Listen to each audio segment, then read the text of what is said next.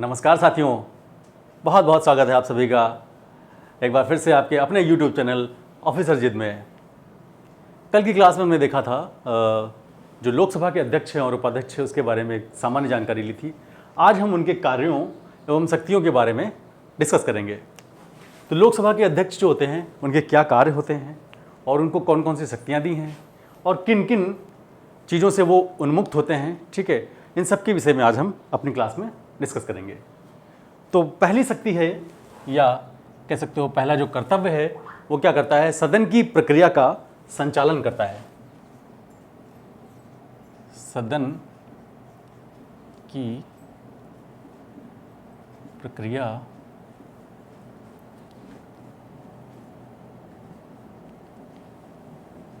का संचालन कहने का मतलब सदन के अंदर जो भी कार्य होंगे, ठीक है, उन कार्यों को विधिवत, ठीक है, एक सुचारू रूप से चलाने हैं तो जो नियमों का पालन करवाएगा वो कौन करवाएगा, यहाँ पर लोकसभा का जो अध्यक्ष होगा वो करेगा।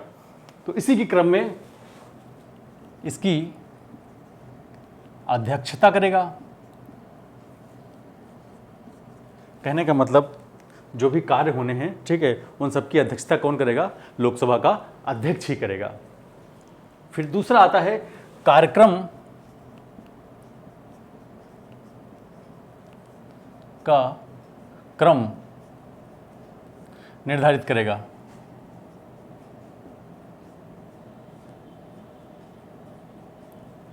कार्यक्रम का क्रम निर्धारित करेगा, कौन सा कार्यक्रम पहले होना है, कौन सा कार्यक्रम बाद में होना है, इन सब का निर्धारण कौन करेगा, हमारा लोकसभा का अध्यक्ष करेगा। और ये जो कार्यक्रम का निर्धारण है ये किसके परामर्श से करेगा, सदन के नेता के परामर्श से। और यहां पर सदन के नेता से क्या तात्पर्य है, सदन का नेता मतलब होता है जो दल सत्ता में है, ठीक है, उसका नेता कौन होगा, प्रधानमंत्री होगा। तो प्रधानमंत्री के ही परामर्श से कार्यक्रम का क्या करेगा, निर्धारण करेगा। फिर अगला काम है इसका कि जो भी प्रस्ताव आएंगे या जो भी प्रश्न होंगे उनको स्वीकार करेगा। प्रस्ताव या प्रश्नों को क्या करेगा, स्वीकार करेगा। अब सदन में जो भी प्रस्ताव आएंगे या लोकसभा में जो भी प्रश्नों को पूछने के लिए, ठीक है, जो भी अनुमति होगी वो कौन देगा, हमारा लोकसभा का अध्यक्ष ही देगा। अगर मान लीजिए किसी भी सदस्य को भाषण देना है, ठीक है, क्या देना है, भाषण देना है, तो भाषण की भी अनुमति कौन देगा, भाषण की अनुमति। अब कोई भी सदस्य अगर उसको लोकसभा में बोलना है, ठीक है, तो बिना लोकसभा अध्यक्ष की अनुमति के वो भाषण नहीं दे सकता है। अगला है मतदान कराएगा, मतदान।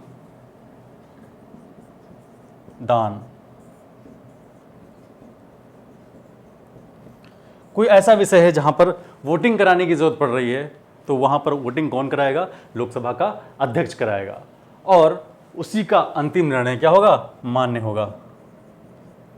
अंतिम निर्णय, ठीक है, किसका होगा, अध्यक्ष का ही माना जाएगा। देखिए मतदान तो कराएगा लेकिन स्वयं मत नहीं देगा। कुछ लोगों के दिमाग में आ रहा होगा कि भाई ये भी तो सदस्य ही है, सदस्यों में से ही चुना गया है, तो क्या ये भी वोटिंग करेगा, नहीं, वोटिंग नहीं करेगा, मतदान सिर्फ कराएगा। लेकिन कोई ऐसी स्थिति आ गई जहां पर क्या है, जो पक्ष है और विपक्ष है, ठीक है, पक्ष विपक्ष दोनों क्या हो गए, बराबर हो गए। मतलब मान लीजिए 100 वोट पक्ष में पड़ गए और 100 ही वोट क्या हो गए, विपक्ष में पड़ गए। मान लीजिए 100 इधर पड़ गए और 100 इधर पड़ गए। अब ये क्या हो गया, यहां पर गतिरोध हो गया। गतिरोध अगर हो गया तो ऐसी स्थिति में निर्णायक मत जो होगा, निर्णायक मत, ठीक है। अब निर्णायक मत यहां पर कौन दे सकता है, लोकसभा का अध्यक्ष दे सकता है। जिसकी तरफ वोटिंग डाल देगा वो पक्ष क्या हो जाएगा, विजयी हो जाएगा और उसकी बात वहां पर स्वीकार कर ली जाएगी। तो निर्णायक मत डालेगा। वैसे वोटिंग नहीं, सामान्य वोटिंग नहीं करेगा, लेकिन निर्णायक मत कौन देगा यहाँ पर? निर्णायक मत लोकसभा का जो अध्यक्ष होगा वो देगा। तो ये कुछ सदन की प्रक्रिया के संचालन संबंधी कार्य थे। एक बात यहां पर और ध्यान देंगे,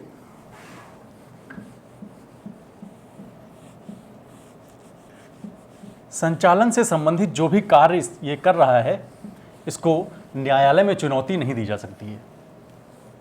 न्यायालय में चुनौती नहीं दी जा सकती है। देखते हैं क्या है।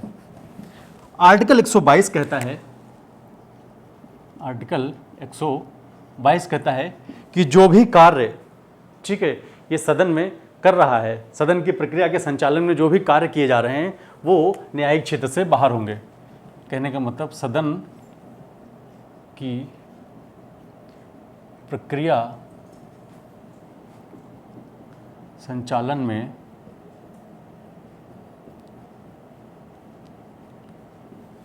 किए गए कार्य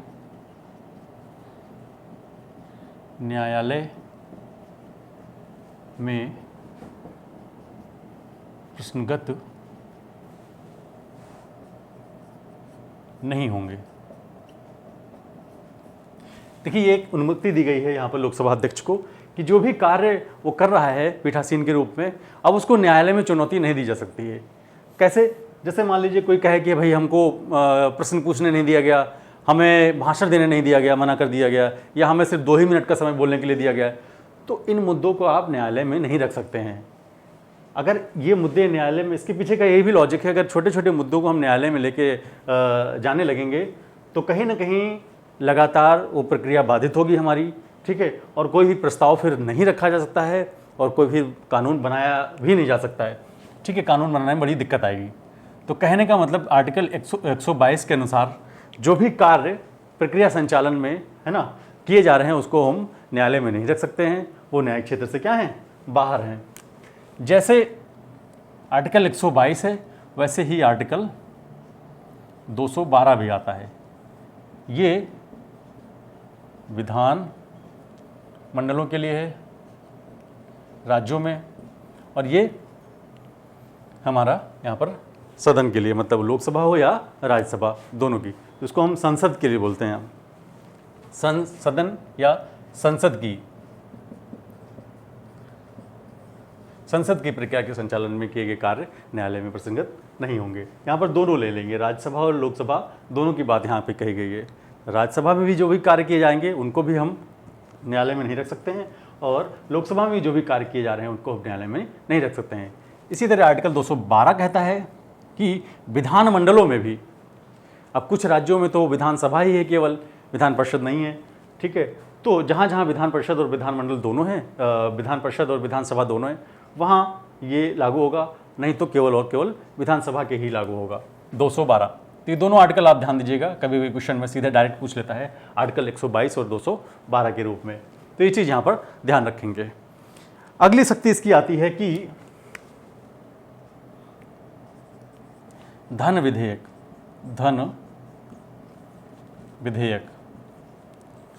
धन विधेयक पर क्या करेगा?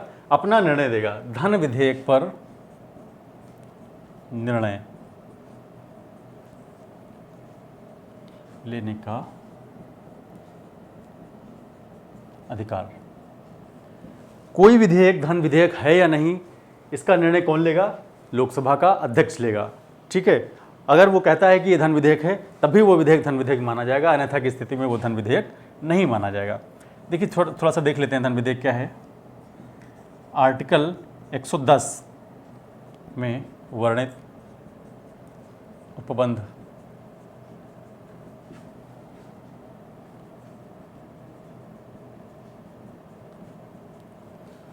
कोई ऐसा विधेयक जो आर्टिकल 110 में वर्णित उपबंधों के आधार पर है, वो क्या कहलाएगा? धन विधेयक कहलाएगा। और यह केवल और केवल कहाँ रखा जा सकता है?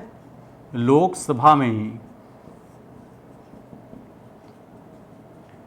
लोकसभा में ही रखा जाता है, ठीक है। और इसके लिए एक और यहाँ पर विशेषता है कि राष्ट्रपति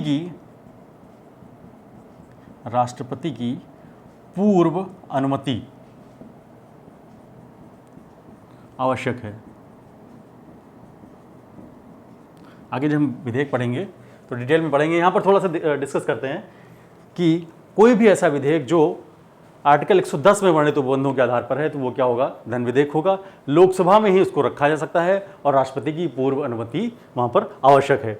और धन विधेयक जब राष्ट्रपति के पास जाता है तो वह राष्ट्रपति उस धन विधेयक को वापस नहीं कर सकता है। अन्य विधेयक या जो साधारण विधेयक होते हैं उनको तो राष्ट्रपति एक बार वापस कर सकता है, ठीक है, और ना ही इस पर वो वीटो पावर लगा सकता है अपनी। क्यों? क्योंकि पहले ही इसकी अनुमति ले ली जा रही है यहाँ पर। तो ये चीज़ यहाँ पर ध्यान रखेंगे, राष्ट्रपति की पूर्व अनुमति आवश्यक होती है धन विधेयक के लिए। और धन विधेयक पर अंतिम निर्णय किसका होता है कि ये विधेयक धन विधेयक होगा या नहीं होगा, किसका है? ये हमारे लोकसभा के अध्यक्ष का ही होता है। तो ये शक्ति होती है। अगला हमारा है गणपूर्ति। गणपूर्ति, इसको हम कोरम भी बोलते हैं, कोरम, ठीक है। कोरम पूर्ण ना होने पर, पूर्ण ना होने पर, ठीक है, क्या करेगा? सदन को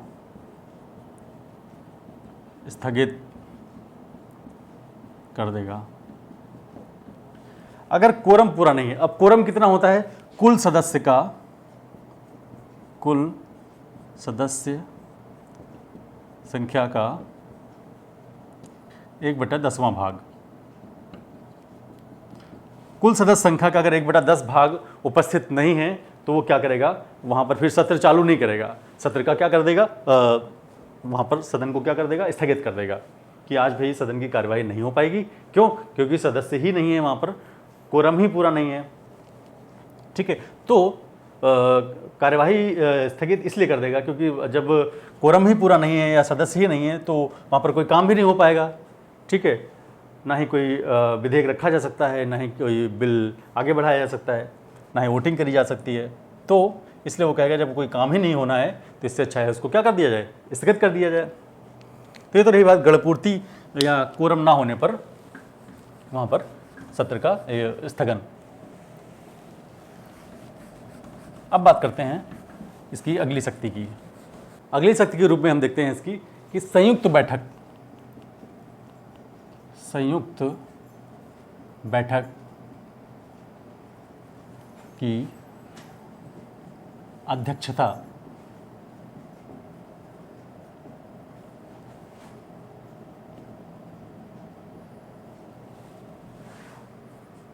संयुक्त बैठक की अध्यक्षता करेगा। कहने का मतलब है अगर कोई ऐसा मामला है जहां पर लोकसभा और राज्यसभा में गतिरोध की स्थिति है तो वहां पर लोकसभा और राज्यसभा, ठीक है, यहाँ पर अगर गतिरोध की स्थिति है तो दोनों की ज्वाइंट मीटिंग यहाँ पर बुलाएगा, संयुक्त बैठक बुलाया जाएगा, संयुक्त बैठक होगी। संयुक्त बैठक बुलाता कौन है? राष्ट्रपति बुलाएगा, ठीक है। यह आर्टिकल 108 के तहत इसकी अध्यक्षता कौन करेगा? लोकसभा का अध्यक्ष करेगा। ये चीज़ ध्यान रखिएगा। जाहिर सी बात है यहाँ पर राज्यसभा भी है और लोकसभा भी है, लेकिन अध्यक्ष कौन है?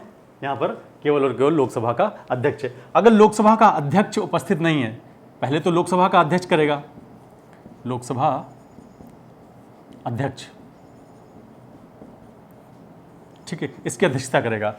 किसी कारणवश अगर ये अनुपस्थित है तो लोकसभा का जो उपाध्यक्ष होगा, उपाध्यक्ष, ये इसकी क्या करेगा? यहाँ पर अध्यक्षता करेगा संयुक्त बैठक की। अगर सपोज ये दोनों नहीं है, लोकसभा का अध्यक्ष भी नहीं है, लोकसभा का उपाध्यक्ष भी नहीं है, तो क्या ऐसी स्थिति में राज्यसभा का सभापति करेगा? जी नहीं, बिल्कुल नहीं। राज्यसभा का जो उपसभापति होगा, उपसभापति, वो यहाँ पर अध्यक्षता करेगा संयुक्त बैठक की। अब यहाँ पर सभापति को नहीं रखा गया है, अभी बताएंगे क्यों नहीं रखा गया है। इसके बाद अगर किसी कारणवश राज्यसभा का उपसभापति भी यहाँ पर उपस्थित नहीं है तो अपने सदस्यों के मध्य से ही आपस में तय करके सदस्यों में से ही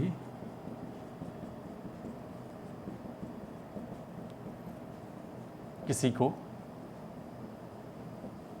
ठीक है, अध्यक्ष बना दिया जाएगा।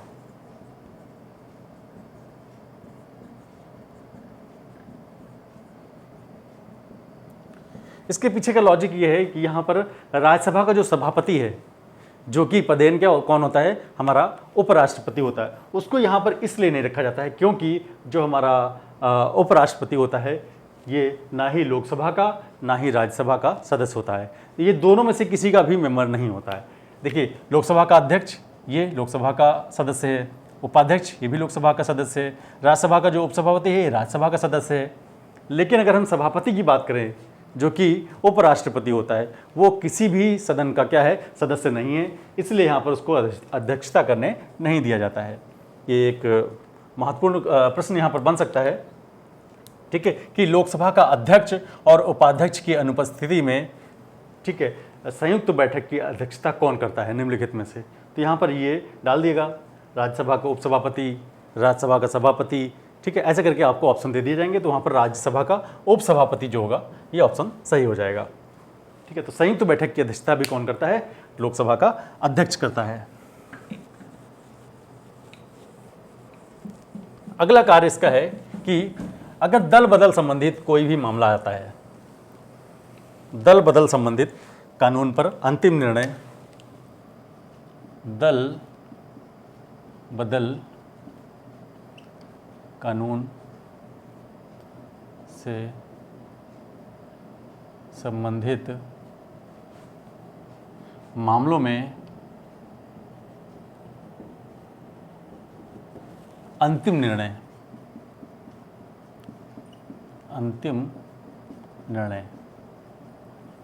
लेता है। दल बदल संबंधित जो भी मामले होते हैं, ठीक है, उसमें अंतिम निर्णय कौन लेता है, लोकसभा का अध्यक्ष लेगा। अब देखिए दल बदल संबंधित क्या मामले हैं। मान लीजिए पार्टी व्हिप से विरुद्ध या पार्टी के विरुद्ध मतदान करे।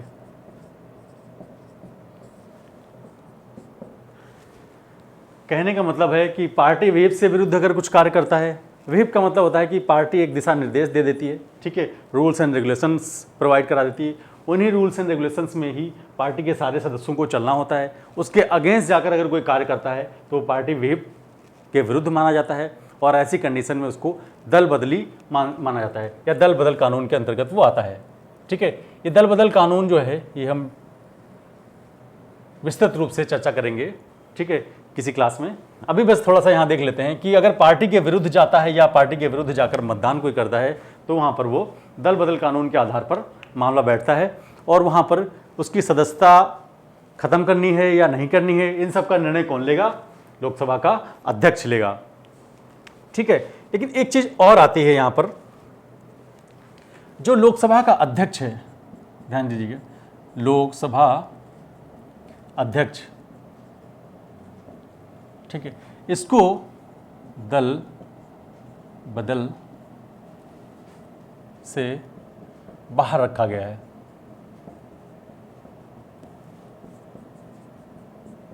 कैसे? मान लीजिए कोई ऐसी स्थिति आ गई है जहां पर देखिए लोकसभा का जो अध्यक्ष होता है वो भी किसी न किसी पार्टी से ही होता है संबंधित, और सत्ता दल का ही सदस्य होता है जिसको अध्यक्ष बनाया जाता है। ठीक है, तो सत्ता दल का अध्यक्ष जो व्यक्ति है कहीं ना कहीं वो सत्ता के विरुद्ध जाकर अगर काम कर रहा है तो उसके विरुद्ध यहाँ पर क्या है, दल बदल वाला कानून लगाया गया है। लेकिन मान लीजिए कोई ऐसी स्थिति आ जा रही है जहाँ पर निर्णायक मत डालना है। निर्णायक मत का मतलब होता है कि पक्ष और विपक्ष, ठीक है, दोनों में समान मत पड़े हैं, समान वोटिंग हुई है।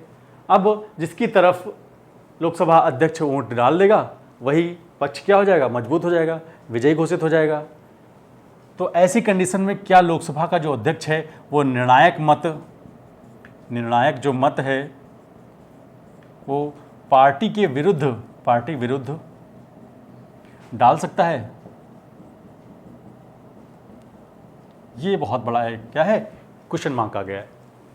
निर्णायक मत क्या पार्टी के विरुद्ध डाल सकता है? अगर पार्टी के विरुद्ध कोई सामान्य व्यक्ति डाल रहा है तो उसके विरुद्ध ये दल बदल वाला कानून आ जा रहा है। तो क्या दल बदल का कानून लोकसभा अध्यक्ष के लिए है? जी नहीं।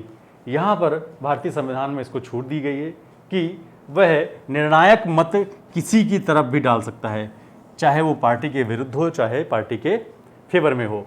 अगर विरुद्ध डालता है तो पार्टी क्या हो जाएगी? हार जाएगी, ठीक है, प्रस्ताव कैंसिल हो जाएगा कहीं ना कहीं। तो लेकिन ये यहाँ पर शक्ति दी गई है लोकसभा के अध्यक्ष को, वो पार्टी के विरुद्ध भी डाल सकता है और डालने के बावजूद भी उसके विरुद्ध कोई भी किसी प्रकार का भी दल बदल संबंधित कानून जो है वो लागू नहीं होगा। एक चीज़ और यहाँ पर ध्यान देंगे, 1992 से पहले, 1992 से पहले, 1992 से पहले क्या था? ये जो दल बदल संबंधित कानून था, ठीक है, ये किसी न्यायालय में, ठीक है, नहीं रखा जा सकता था या इसको न्यायालय में चुनौती नहीं दी जा सकती थी। लेकिन 1992 के बाद सुप्रीम कोर्ट के एक निर्णय में, सुप्रीम कोर्ट के निर्णय के बाद, ठीक है, अब इस दल बदल से संबंधित जो कानून है उसको हम न्यायालय में चुनौती दे सकते हैं, ठीक है। तो ये छोटी सी चीज़ यहाँ पर ध्यान रखेंगे आप लोग। अगला आता है कि सदन की गुप्त बैठक बुला सकता है, सदन की गुप्त बैठक बुला सकता है, सदन की गुप्त बैठक।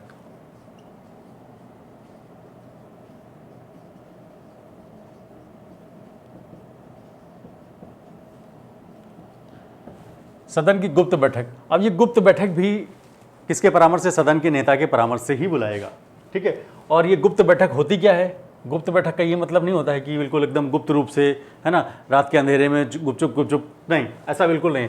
गुप्त बैठक का मतलब होता है कि वहाँ पर एक कोई जो मीडिया होती है, मीडिया या जो दर्शक होते हैं, ठीक है, मीडिया और दर्शक को अलाउ नहीं किया जाता है। वैसे जो सामान्य बैठकें होती हैं उसमें मीडिया भी जाती है, ठीक है, ब्रॉडकास्टिंग भी होती है, लेकिन यहाँ पर मीडिया और दर्शक नहीं आते हैं गुप्त बैठक में। तो ऐसी गुप्त बैठक को भी वहाँ पर क्या कर सकता है? बुला सकता है अपने हिसाब से, किसके? सदन के नेता के परामर्श से। उसके बाद अगला आता है सदन या सत्र स्थगन की शक्ति, सत्र स्थगन की शक्ति। अब यहां पर देखिए तीन चीजें होती हैं। एक होता है सत्रावसान या सत्र को आहूत करना, दूसरा है सत्रावसान करना और तीसरा है सत्र का स्थगन करना। सत्र आहूत करने का मतलब होता है सत्र को बुलाना, ठीक है, और सत्रावसान का मतलब होता है पूरे सत्र को समाप्त कर देना। तो ये दोनों कार्य तो राष्ट्रपति द्वारा किए जाते हैं। जब राष्ट्रपति का चैप्टर पढ़ाया था उसमें आपने पढ़ा था, ये सत्र को आहूत करता है और सत्रावसान करता है कौन? राष्ट्रपति करता है। एक होता है सत्र स्थगन। सत्र मान लीजिए चल रहा है, अब देखिए यहाँ पर सत्र की बात करते हैं। सत्र, तो सत्र कितने प्रकार के होते हैं? यहाँ पर 3 प्रकार के सत्र हैं। पहला हमारा है बजट सत्र, दूसरा है मानसून और तीसरा हमारा है शीतकालीन। ये 3 सत्रों को हम यहाँ पर देखते हैं। अगर हम सत्र की बात करें, जैसे बजट सत्र चल रहा था, समाप्त हो गया, तो उसको हम क्या कहेंगे? सत्रावसान कर देंगे कि अब बजट सत्र से संबंधित कोई भी काम यहाँ पर इस सत्र में नहीं होंगे। जो भी काम होंगे अब कहाँ होंगे? मानसून सत्र में होंगे। सत्रावसान के बाद की बात कर रहे हैं। अगर कोई भी सत्र का सत्रावसान हो गया है तो वहाँ पर क्या होगा? अब पुराने वाले सत्र में नहीं जाकर अब अगले वाले सत्र का हम इंतजार करेंगे। सत्र को आहूत करना, आहूत का मतलब होता है सत्र को बुलाना कि कौन सा हम सत्र बुला रहे हैं, बजट सत्र बुला रहे हैं, मानसून सत्र बुला रहे हैं या शीतकालीन सत्र बुला रहे हैं, ठीक है। तो तीनों सत्रों को बुलाने का और सत्रावसान मतलब सत्र को समाप्त करने का अधिकार किसको है? राष्ट्रपति को है। लेकिन अगर मान लीजिए कोई सत्र चल रहा है, माना कि बजट सत्र चल रहा है, ठीक है, तो एक सत्र जो होता है ना, वो कई दिन तक चलता है ये नहीं कि एक ही दिन में सब खत्म हो गई, सारी कार्रवाइयाँ खत्म हो गई, नहीं, कई दिन तक लगातार चलता है। तो अब इसमें क्या होगा, ठीक है, स्थगन करने का अधिकार किसको है, स्थगन करने की शक्ति हमारे लोकसभा के अध्यक्ष को है। अब वो स्थगन 1 घंटे का भी हो सकता है, 2 घंटे का भी हो सकता है, 1 दिन का भी हो सकता है, 2 दिन का भी हो सकता है। स्थगन का मतलब होता है कि कुछ समय के लिए सदन की जो कार्यवाही है वो रोक दी गई है, ठीक है। अब वो दोबारा से फिर कौन शुरू करेगा, लोकसभा का अध्यक्ष ही शुरू करेगा, ठीक है। तो उसमें समय सीमा निर्धारित कर दी जाती है कि भाई ये इतने समय के लिए सत्र यहाँ पर क्या है। अब सत्र का जो स्थगन होता है, सत्र स्थगन की बात करेंगे, सत्रावसान और सत्र आहूत करना तो हम पढ़ चुके हैं राष्ट्रपति वाले चैप्टर में। अगर हम बात करते हैं सत्र स्थगन की, तो सत्र स्थगन 2 तरह के होता है। एक होता है हमारा साधारण स्थगन और एक होता है साइन डाई। साधारण स्थगन और साइन डाई स्थगन। देख लीजिए, साधारण स्थगन का मतलब होता है कि समय सीमा निर्धारित होती है कि भाई ये 2 घंटे के लिए सत्र हम यहाँ पर स्थगित किया जा रहा है, या 1 दिन के लिए सत्र यहाँ पर स्थगित किया जा रहा है। ये तो हो गया हमारा साधारण सत्र स्थगन। साइन डाई की बात अगर हम करते हैं तो वहाँ पर समय सीमा निर्धारित नहीं होती है, उन्होंने बोल दिया कि सत्र का स्थगन किया जा रहा है, ठीक है। अब अगला सत्र, या कह सकते हैं जो सत्र की शुरुआत है, ठीक है, फिर से उसी सत्र की जो शुरुआत होगी वो कब होगी बताया नहीं जाता है, ठीक है। जिस दिन उसकी शुरुआत होनी होगी उसी दिन इसको बताया जाएगा या उसी टाइम इसको बताया जाएगा। तो ये तो दोनों में थोड़ा सा अंतर रहता है। यहाँ पर साधारण वाले में समय सीमा निर्धारित नहीं होती है, समय सीमा निर्धारित होती है, और साइन डाई वाले में समय सीमा निर्धारित नहीं होती है, ठीक है। तो सत्र के स्थगन की भी शक्ति किसके पास होती है, हमारे लोकसभा का जो अध्यक्ष होता है उसके पास होती है। और अगली जो शक्ति है ये बहुत महत्वपूर्ण शक्ति है इसकी, ठीक है, क्या है देखते हैं। सदन में शांति व्यवस्था बनाए रखने हेतु या सदन में शांति व्यवस्था या अनुशासन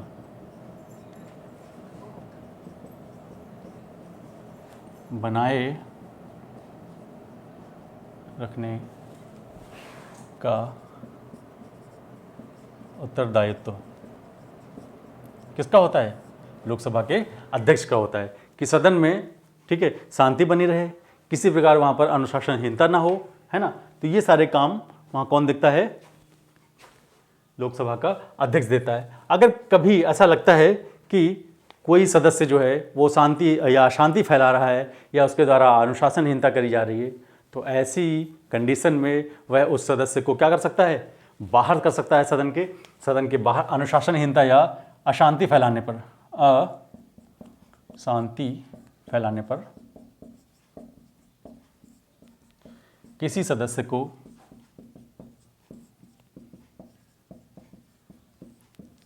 सदन से बाहर कर सकता है।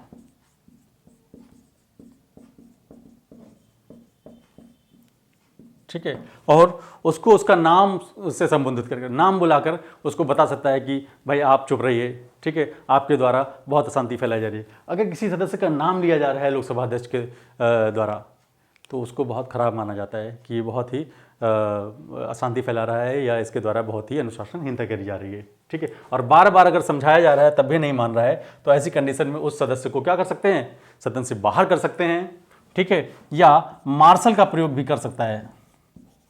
मार्शल का प्रयोग मतलब पुलिस बल, है ना, पुलिस बल का प्रयोग भी कर सकता है कि उस अगर मान लीजिए बार बार समझाया भी जा रहा है, बार बार कहा भी जा रहा है, तब भी नहीं मान रहा है, तो या बाहर निकलने का आदेश भी दिया जा रहा है तब भी नहीं मान रहा है, तो क्या करा जाएगा, पुलिस बल का प्रयोग भी कराया जा सकता है। किसके द्वारा, लोकसभा के अध्यक्ष के द्वारा वहाँ पर पुलिस बल का प्रयोग भी करा जा सकता है।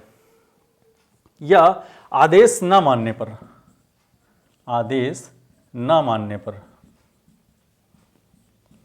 बार बार आदेश दिया जा रहा है और फिर भी वो नहीं मान रहा है, तो उसकी सदस्यता का निलंबन भी कर सकता है। सदस्य की सदस्यता